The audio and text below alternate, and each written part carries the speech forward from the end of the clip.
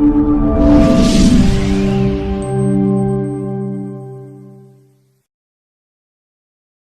submitted to us. You have experience spanning well over 31 years in academia, medicine, surgery, public service, and perhaps Professor George Albert Omore Magoha. I was born some 52 years ago in Kisumu East, the current hospital at Kisumu East, and went to primary school in Game and Nairobi. My primary school was at Dr. Livingstone, after which I joined Starehe Boys Center, where I was trained into be what I am today.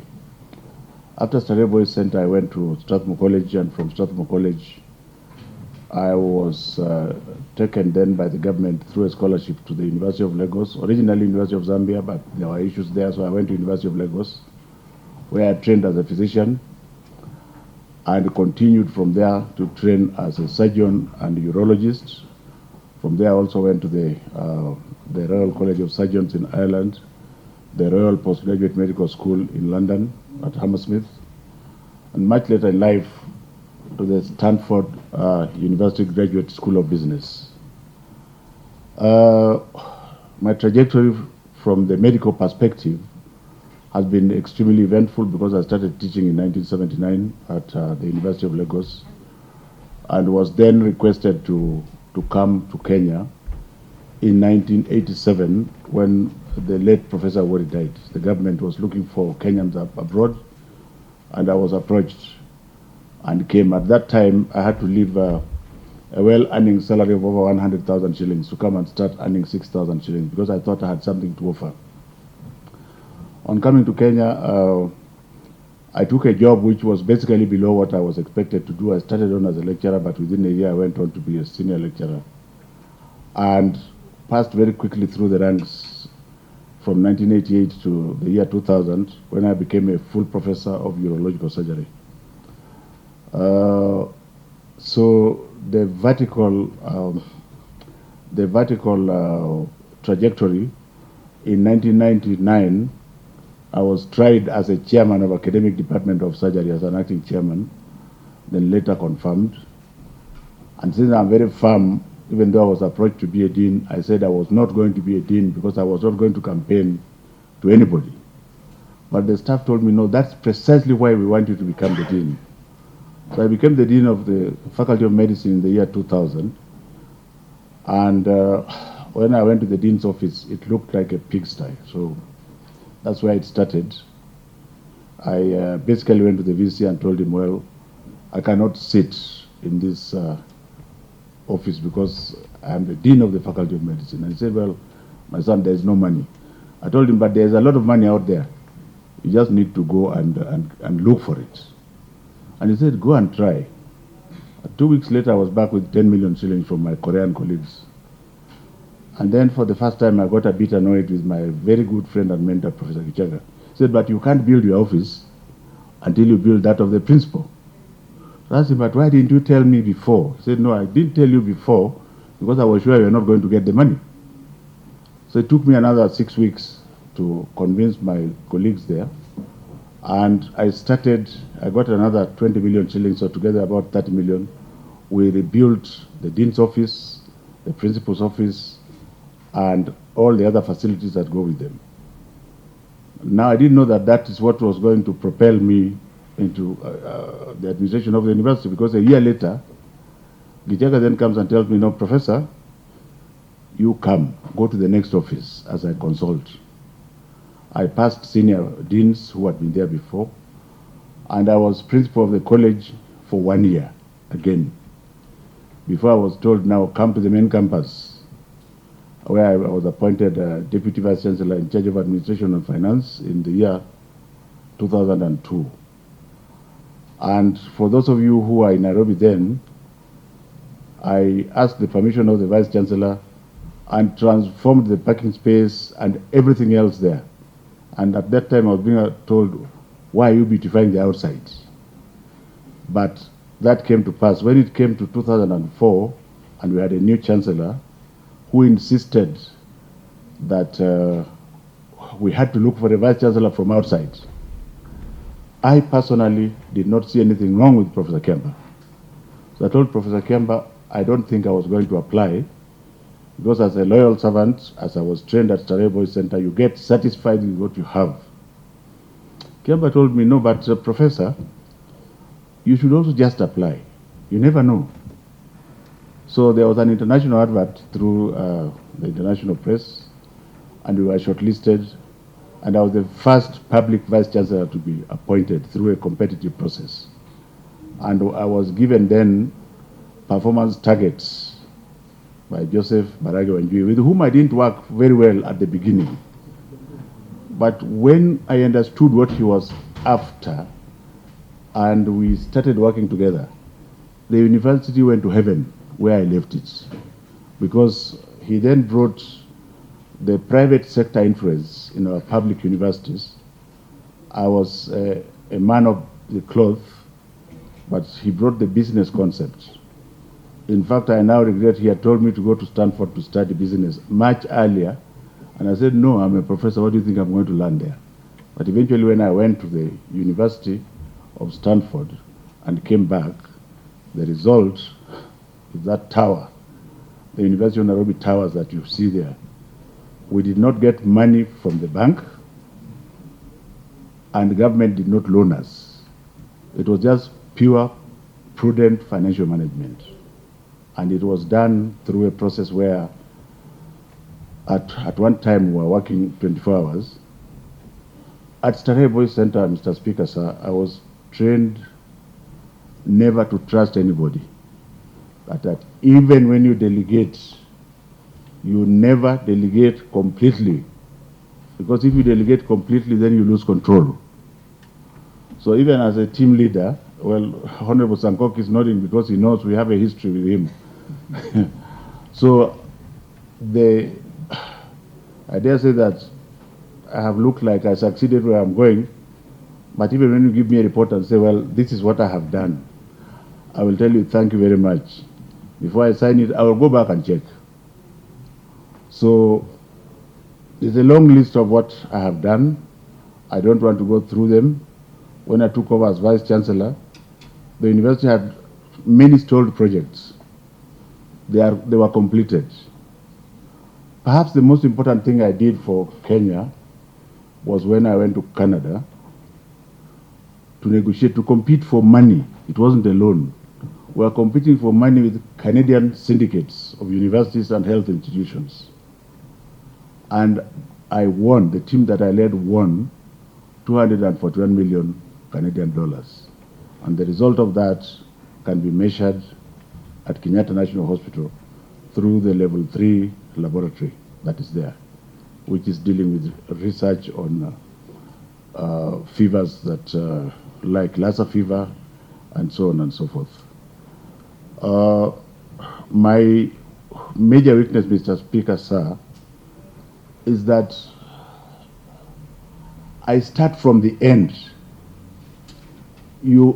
I start from the goal that I want to achieve and work backwards and make sure that it is achieved. Because throughout my short period in public service, I have found out that processes are so good, the processes are always very good. When you want to measure what you have achieved with that process, there is nothing to measure. So as I come before you, I know, Mr. Speaker, sir, that if I don't have you as part of the team, the larger team, then I shall not deliver.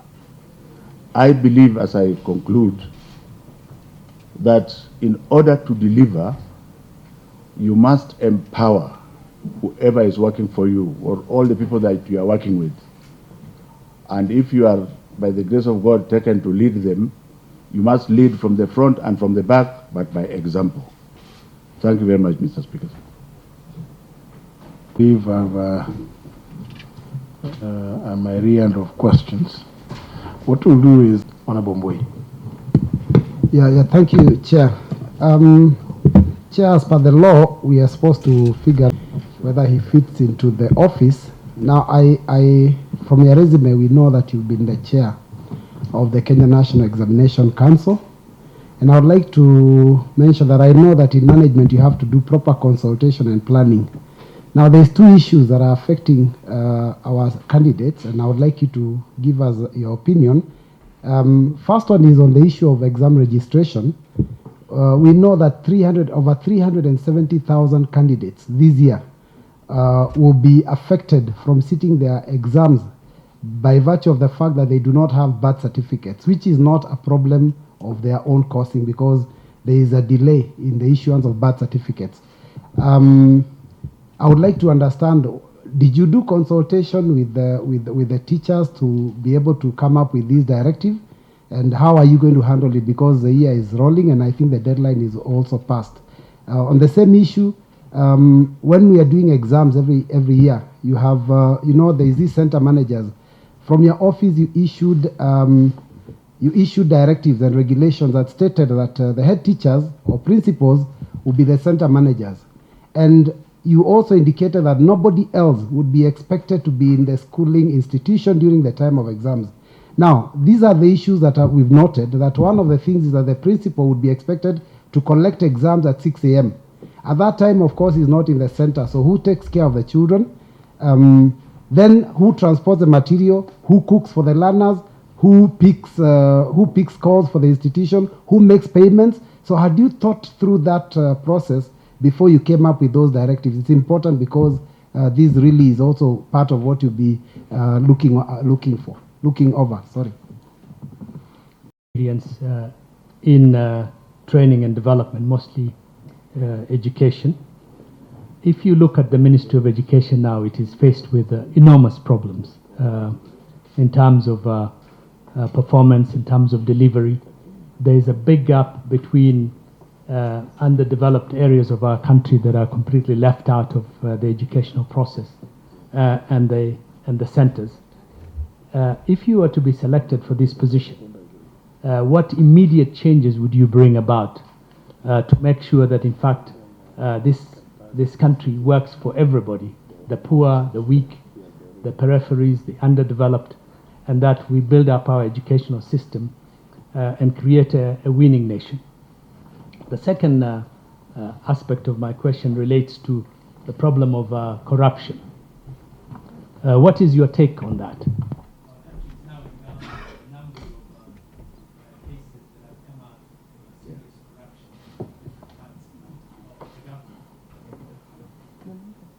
In different parts of the government. What do you think is the remedy for that?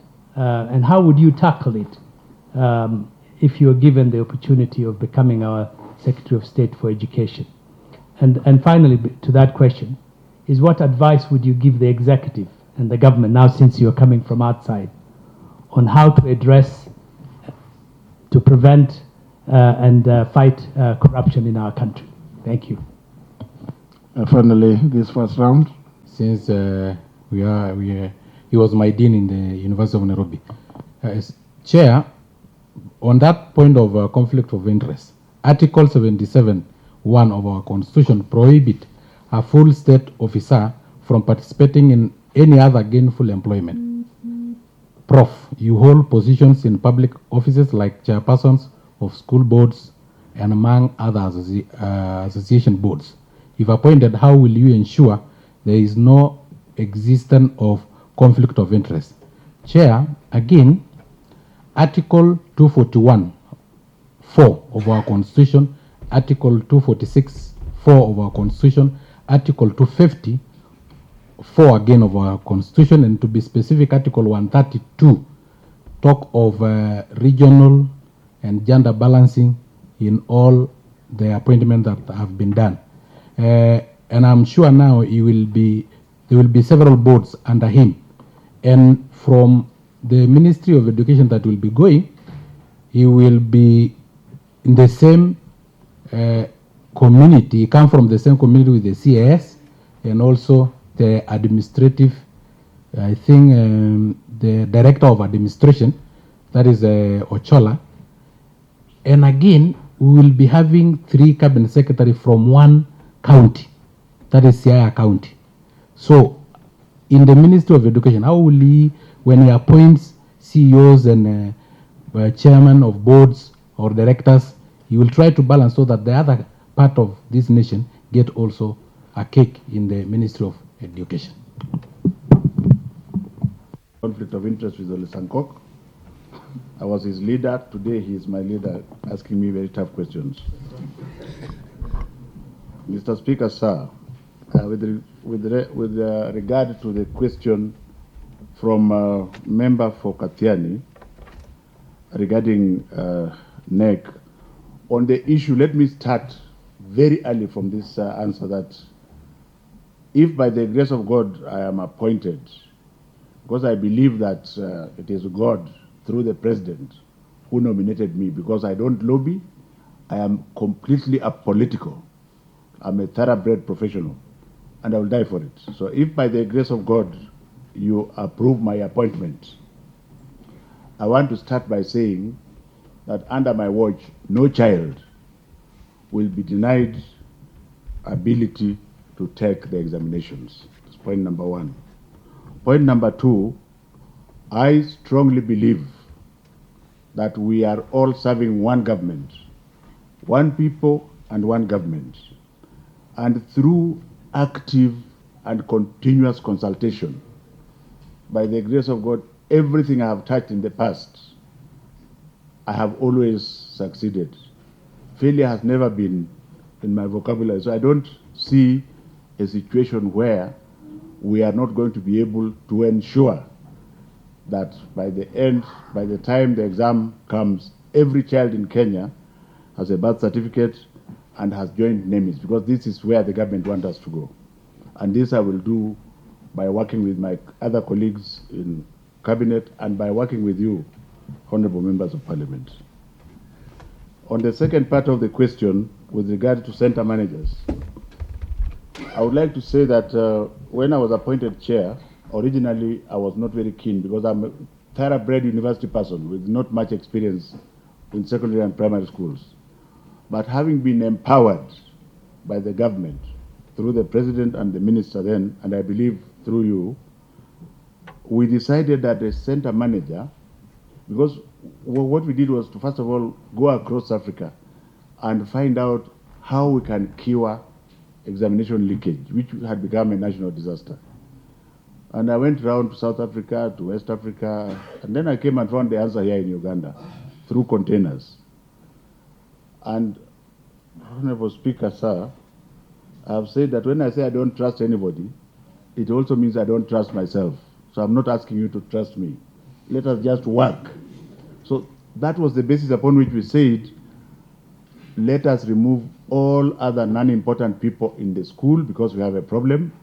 We will allow a center manager, and that center manager will stay in the school with his 2 deputies.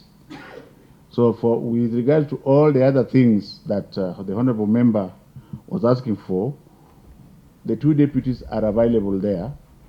The cooking can be done, but it is done in the cooking section. There is no need for the cooks to come to the academic section. So because you see, we found out through other sources that even the cooks and the gardeners used to dig next to the class and they are singing answers as the children are taking exams. So we ask ourselves, which is the lesser evil? And Honorable Speaker, sir, it has worked very well, because like I have said, those who are not convinced should measure the impact of what this has done to our children. And for the first time you are finding children, because God was very kind, I'm a physician, He gave intelligence in equal measure to all the children, irrespective of your wealth and irrespective of where you come from. So as soon as you attempt, like even me, I was from a very poor background, as soon as you attempt to give the very basic minimum, the intelligent ones will show their heads. And they don't have to come from the Magohas of this world. They will come from everywhere else. Mr. Speaker, sir, with regards to the question asked by Honorable Yusuf, God had placed me in an opportunity where I had to deal with the less privileged parts of this country for 10 years. And I think my experience should put you to rest, because if I am appointed,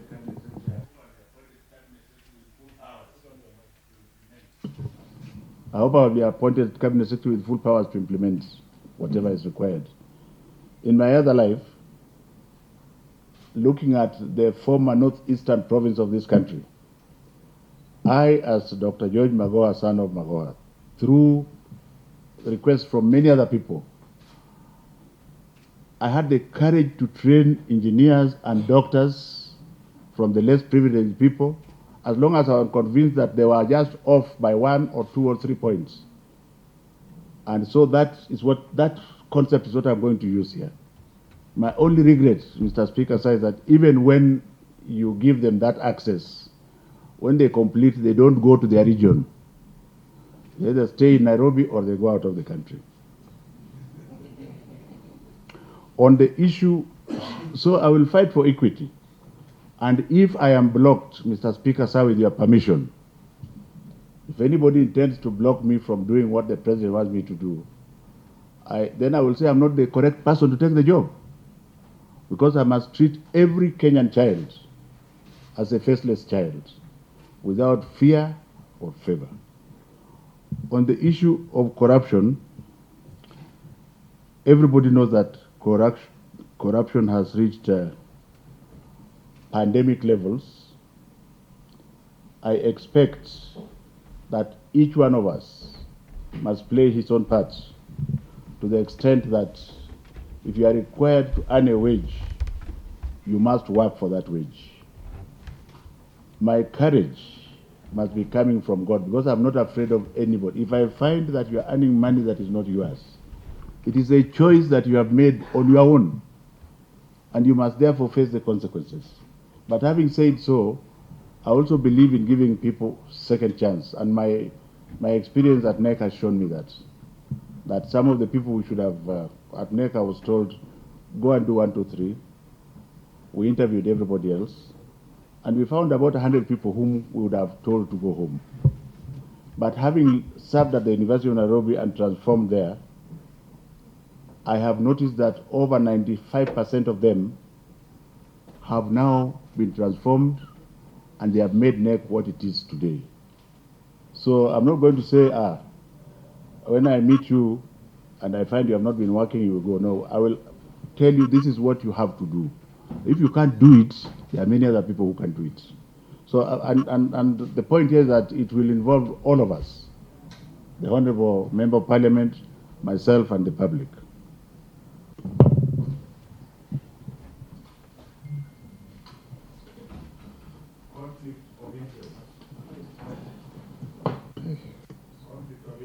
Mr. Speaker, sir.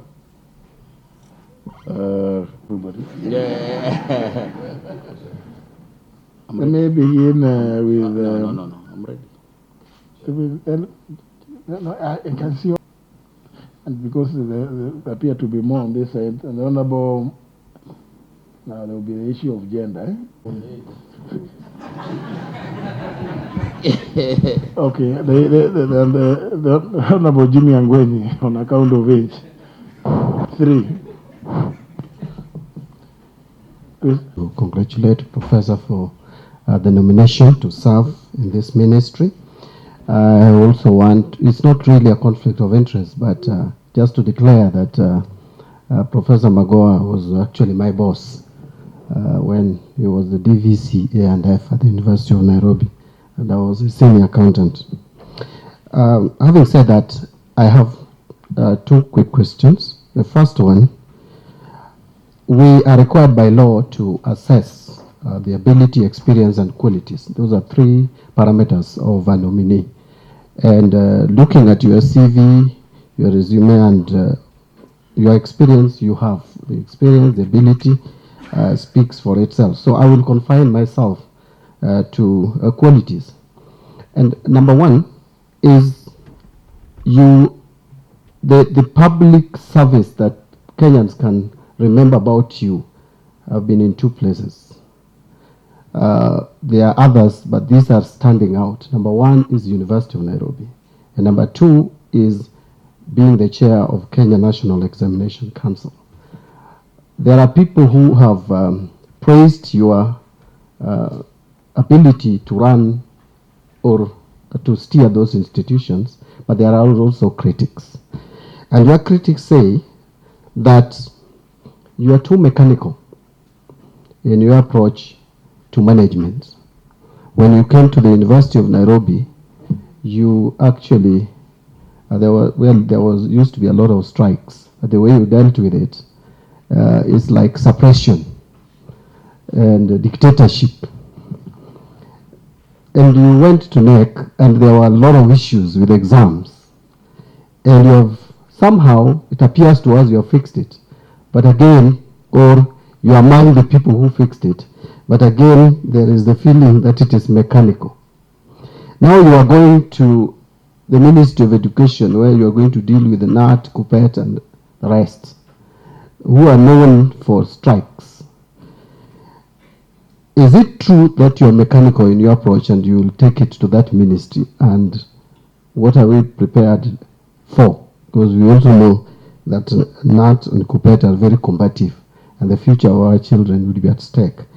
And what are the long-term measures that you have instituted at NEC that would instill integrity into the system, so that when exits George Magoha, professor, like you are exiting today, then we would be proud that what you started there would continue. Finally, I want to take you to your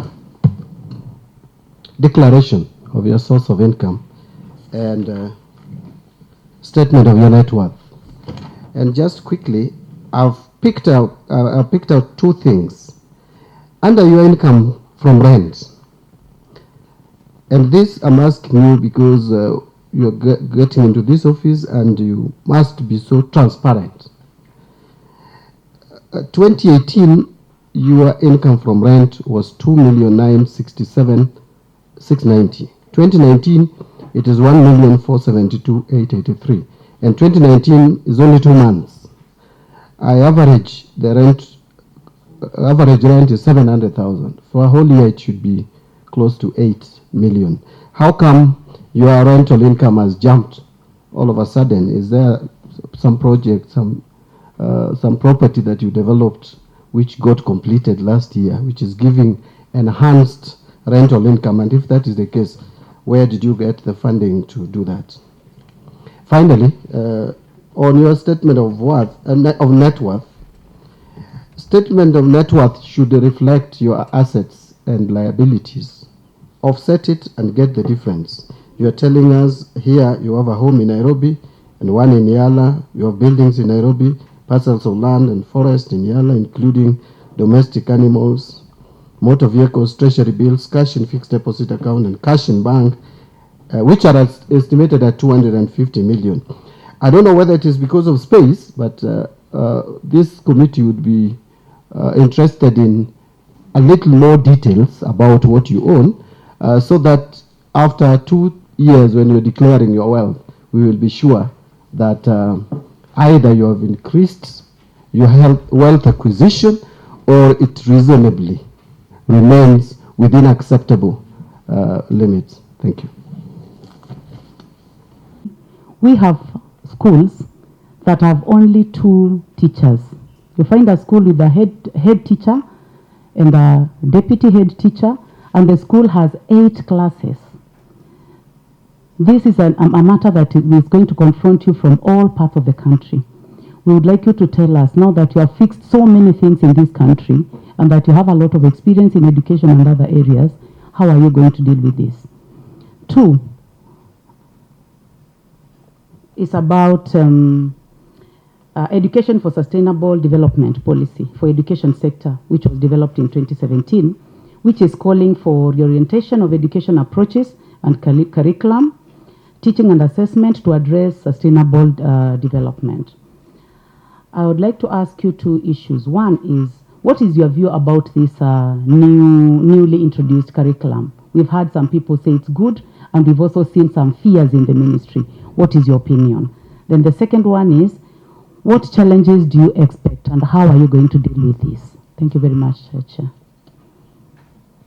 From third world, first world, countries such as Singapore, Malaysia, China, have one important element. the element of providing appropriate skills to their youth. How are you going to handle this thing, the appropriate technical skills to our people, to our youth, so that they can help this country jump from third world, first world? Two, there have been, it has come to our notice in recent times that some of the universities are offering unapproved programs, and some students have even graduated on those unapproved programs. How are you going to handle that? That there's some students have studied and graduated on unapproved programs. How are you going to handle that? Thank you. Yeah, over to you, Professor Magoha. Oh, I remember you used to be at Kikuyu campus at one time. It is important that I explain to you first and foremost, and I wanted to offer you this book, since it looks like you have not gone through it, through the speaker, but I am definitely not mechanical. In the way I work, psychomotor activities must be there. But don't forget that I'm a top grade professor, and that in order for me to achieve what I want, like now I'm going to the ministry, the first thing, if you allow me to go there, would be to study how it looks like. I'm going into a dark room, maybe full of snakes and some other things. I must know what is inside. I don't have to do that in the open. I usually do that in the back room. Most of the consultations are done in the back room. They will even come back to you, because now I'm saying you are one of the most important stakeholders, since this is a national office. Like I said, if you don't know the problem that you have, then you cannot deal with it. You first of all must know what problem you have, and you use the soft skills to ensure that you consult and you consult and you consult. Like when I was at the university, if I was mechanical, I would never have succeeded. Some of the leaders of the university are in this room, and they can tell you how it became possible for me to work together with the student leaders. For example, when I took over, the student leaders used to come to the VC's office along with their supporters in a group, and I said, that has to stop. I am the Vice Chancellor, and I'm also a senior member of your society. So if you want to come and see me, please call me. These are my telephone numbers. We shall agree. You are leaders. You select 1, 2, 3, or 4 people who will come, and we agree. And if this is what you call mechanical, then that's fine, because what the students wanted, if it is something I can offer, I shall offer it yesterday. If you want 5 buses, I'll tell you I shall not give you because it is not reasonable. If that's what you call mechanical, then I'm mechanical. Even at the ministry, if I go and meet people who are completely unreasonable, because as you take me to serve the Kenyan children, I will be having the map in front of me. There are things I must take into consideration, like the ASAL areas with people with disability. But otherwise, I am going to serve the nation as a whole. That is why it's not that I don't like politics. I just don't want to be part of it. I am a surgeon, and a surgeon's mind works like this. If I'm called that any honorable member has an appendix, I will go, prepare the patient, remove the appendix, and come out. That has helped me in everything else that I have done. So I stay focused. And like Honorable Mbadi, I am going to start with the objective that I want. Then involve all the stakeholders in that pathway. Some I shall agree with, some I will not agree with. I don't expect, if we agree with everybody, then one of you must be either a fool or one is cheating. So you have to disagree if you are scholars going towards it. And once you have a reasonable consensus in a team, you first of all must empower. You must empower. Like I empowered the students at the University of Nairobi. Like I empowered all the unions at the University of Nairobi. Not through an orthodox means. Like I said, When I say in the back room, I mean you consult the union leaders softly, so that when you come in public, you don't start shouting at each other. That one you can expect me to be able to do. At the end of the day, I am a cabinet minister appointed by the president through your approval.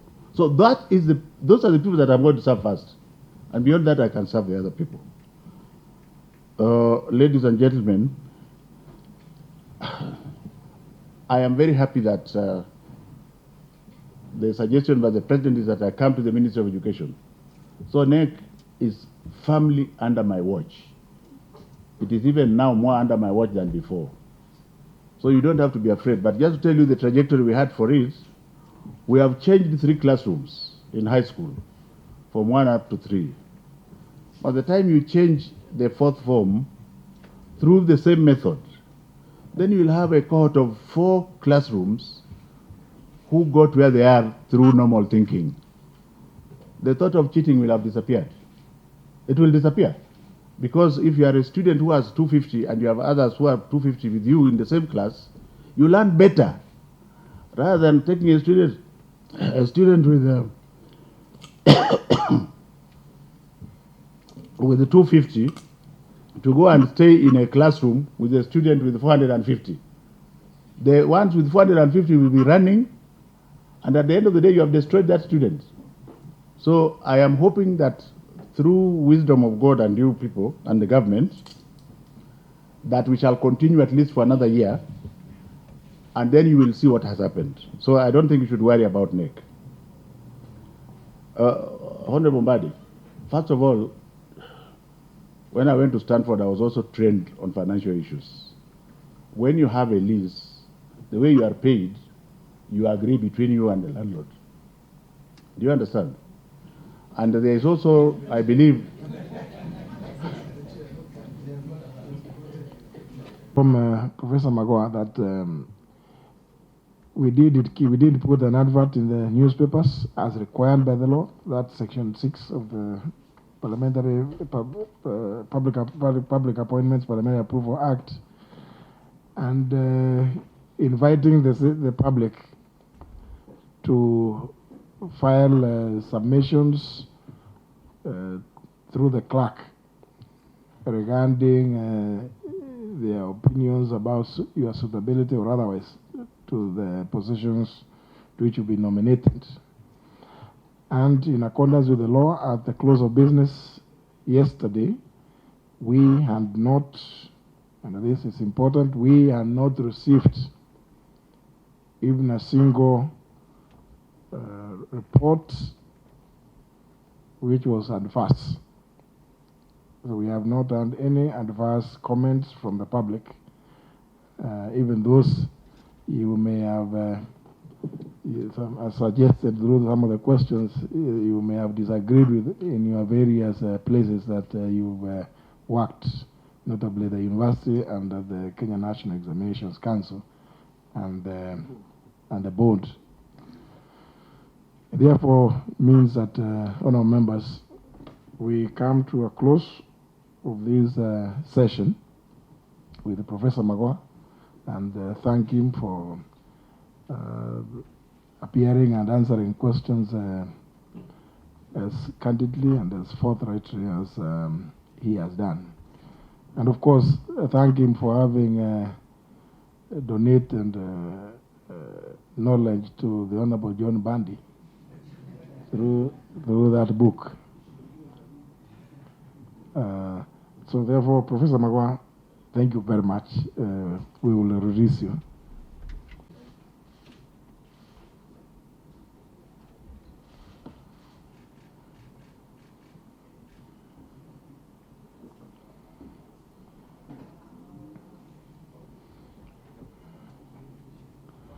Now,